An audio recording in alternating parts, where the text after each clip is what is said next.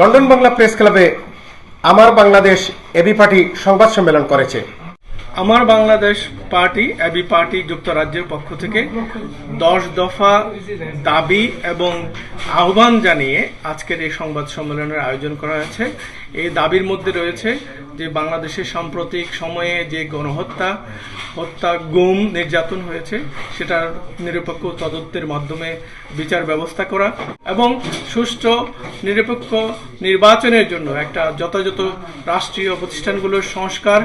Interim গভর্নমেন্টের সাথে আমাদের ভালো যোগাযোগ আছে, গঠনমূলক ভূমিকা রাখার জন্য বিভিন্ন রকম বিষয়ে আমাদের রাষ্ট্র পুনর্গঠনে এবং সরকারকে সহযোগিতা করার জন্য।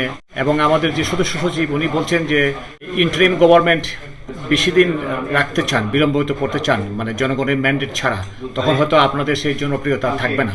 গণহত্যার বিচার ও রাষ্ট্র সংস্কারের দাবিতে এ সংবাদ সম্মেলনে উপস্থিত ছিলেন এ সংগঠনের convenor Harunur Rashid, secretary barrister Nurul Gaffar, joint secretary advocate Mujahidul Islam, joint secretary Abdul Mohit Juru সহ আরো অনেকে।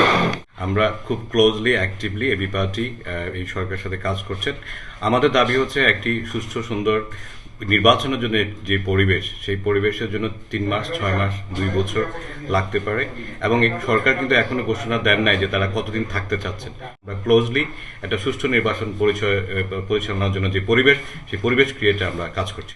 সুষ্ঠু নির্বাচনী পরিবেশ সৃষ্টি করা এবং সেই আলোকে যা যা করা দরকার আমাদের দল ইন্টারিম গভর্নমেন্টকে সহযোগিতা করবে। বর্তমান অন্তর্বর্তীকালীন সরকারের কাছে দাবি জানাই যে আস্থার সংকট দূর করে সবাইকে কাজে ফিরিয়ে আনা, এর মধ্যে যারা বিভিন্ন অপরাধমূলক কাজে বা মানবতা বিরোধী অপরাধমূলক কাজে জড়িত তাদেরকে বিচারের আওতায় আনা।